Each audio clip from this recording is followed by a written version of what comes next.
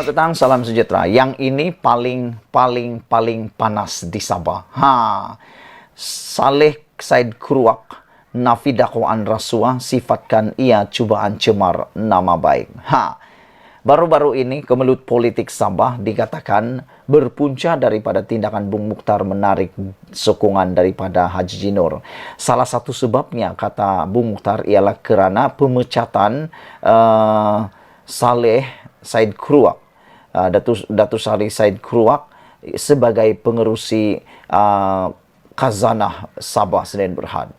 Dan oleh sebab itulah perkara-perkara yang kurang elok mula timbul. Biasalah kan, apabila ada konflik, apabila ada sesuatu isu yang panas, orang pun berhabislah mengorek, mencari mencari kesalahan seseorang. Dan ternyata ianya benar, dicari dan tak henti-henti dicari oleh netizen. Ini memang hebat. Antaranya hari ini, sehingga ada yang mendakwa tentang rasuah terhadap Saleh Said Kruak. Saleh Said Kruak katakan dia menafikan dakwaan rasuah, menyifatkan ia cubaan cemar nama baik. Adun usukan Datuk Seri Dr. Saleh Said Kruak menyifatkan perbuatan mengaitkannya dengan amalan rasuah dan penyelewengan yang tersebar di media sosial sebagai cubaan mencemar nama baik. Saya menafikan sekeras-kerasnya dakwaan dan kenyataan ini yang direka dengan niat jahat, katanya dalam satu kenyataan hari ini. Kenyataan beliau dibuat susulan dakwaan yang tersebar luas di media sosial berhubung penjualan 45% kepentingan rakyat Sabah di Common Tower Technologies anak syarikat Khazanah Sabah Berhad kepada syarikat Semenanjung Steel Solutions dan Berhad yang dimiliki oleh Datuk Amirul Hisham alias. Bekas Ketua Menteri Sabah itu menegaskan bahawa penjualan saham berkenaan telah mengikut proses yang sewajar dan prosedur yang betul.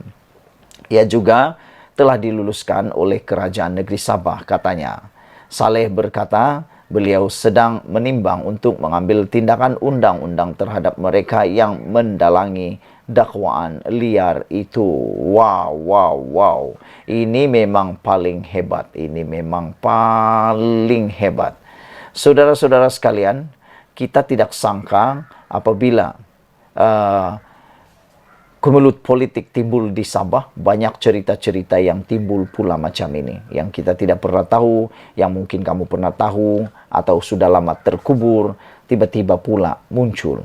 Ini berkaitan dengan kali ini, Saleh Said Kruak pula yang dikaitkan dengan dakwaan rasuah.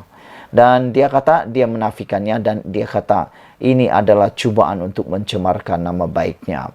Ia berkaitan dengan dakwaan tersebar di media sosial berhubung penjualan 45% kepentingan rakyat Sabah di Common Tower Technologies anak syarikat Khazanah Sabah Berhad kepada syarikat Semenanjung Steel Solutions dan Berhad yang dimiliki oleh Datuk Amrul Hisham alias.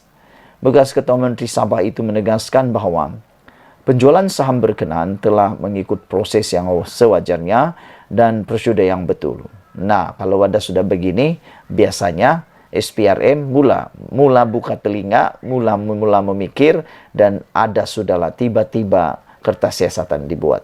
Kamu masih ingat Menara Kuala Lumpur? Begini jugalah cerita dia mula-mula kan, dinafikan dan dikatakan mengikut proses sewajarnya dan prosedur yang betul. Tapi akhirnya ada kertas siasatan dibuka dan seperti yang kita tahu, sudah mula ada penahanan orang-orang tertentu, orang-orang kenamaan yang ditahan reman untuk membantu siasatan. Adakah perkara ini juga akan berulang? Kita pun tak pasti. Harap-harap tidaklah berulang. Ia juga menurut Saleh Said Kruak, beliau kata ia juga telah diluluskan oleh Kerajaan Negeri Sabah. Saleh menimbang, berkata, beliau sedang menimbang untuk mengambil tindakan undang-undang terhadap mereka yang mendalangi dakwaan liar itu. Wow. Dalam kes Menara Kuala Lumpur baru-baru pun, syarikat yang berkenan, yang terlibat pun, telah pun menyiarkan bahawa mereka berhasrat untuk mengambil tindakan undang-undang terhadap orang yang ada kaitan mendalangi dakwaan liar itu, termasuk juga Anwar Musa juga sendiri mengatakan bahwa beliau mahu mengambil tindakan melalui peguamnya untuk menyaman beberapa orang pribadi berkaitan Menara Kuala Lumpur itu.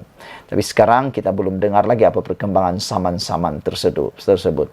Saudara-saudara, itulah isu yang paling hangat di sekitar Sabah mengaitkan politik Sabah. Apa pendapat kamu? Tinggalkan komen Anda dan ikuti terus ulasan selepas ini. Selamat petang, salam sejahtera. Yang mengejutkan kita sekarang ini ialah tentang penjualan saham Menara Kuala Lumpur ialah pemilihan syarikat yang kononnya terlibat di dalam isu Menara Kuala Lumpur itu melibatkan permintaan wang rasuah berjumlah ratusan ribu dan seutas jam tangan mewah sebagai hadiah kepada orang atasan bagi membantu pengambil alihan tersebut. Wow. Ini memang paling mengejutkan kita dan tak sangka pula. Kes ini sehingga begini besarnya dia. Sehingga melibatkan permintaan rasuah, wang rasuah berjumlah ratusan ribu ringgit dan seutas jam tangan sebagai hadiah kepada orang atasan. Yang menjadi tanda tanya sekarang ini ialah siapa orang atasan yang menerima jam tangan mewah tersebut. Dan apa tujuan sebenarnya jam tangan mewah itu diberikan sekiranya ianya telah diterima oleh orang-orang yang tertentu ataupun orang atasan tersebut. Satu sumber juga memberitahu bahwa berkenaan dengan isu Menara Kuala Lumpur ini ialah SPRM dilaporkan telah menjalankan siasatan berhubung isu penjualan saham dan pengambil alihan konsesi penyelenggaraan Menara KL daripada Menara Kuala Lumpur Sdn Bhd milik penuh Telekom Malaysia. Selain daripada itu, saudara-saudara sekalian, yang juga membuatkan kita tertanya-tanya ialah Azam Baki, iaitu Pesuruhjaya tinggi bagi SPRM, juga telah pun mengesahkan bahawa ada 2 orang datuk telah ditahan untuk membantu siasatan tersebut. Kes juga telah disiasat berkaitan dengan perkara ini di bawah Seksyen 16 Akta Suruhanjaya Pencegahan Rasuah. Walau bagaimanapun, Azam Baki enggan mengulas lanjut berkenaan perkara tersebut. Saudara-saudara sekalian, apa yang kita menjadi tanya-tanya sekarang ini ialah siapa dua orang datuk yang telah ditahan oleh SPRM ini dan apa peranan mereka? Menurut sumber, salah seorang daripada suspek ini atau datuk ini ialah pengarah urusan syarikat yang dikatakan mengambil alih saham syarikat Menara Kuala Lumpur. Seorang lagi suspek pula adalah ahli perniagaan berjawatan pengarah syarikat yang bertindak sebagai orang tengah dalam urusan pengambil alihan syarikat tersebut bagi pihak orang atasan.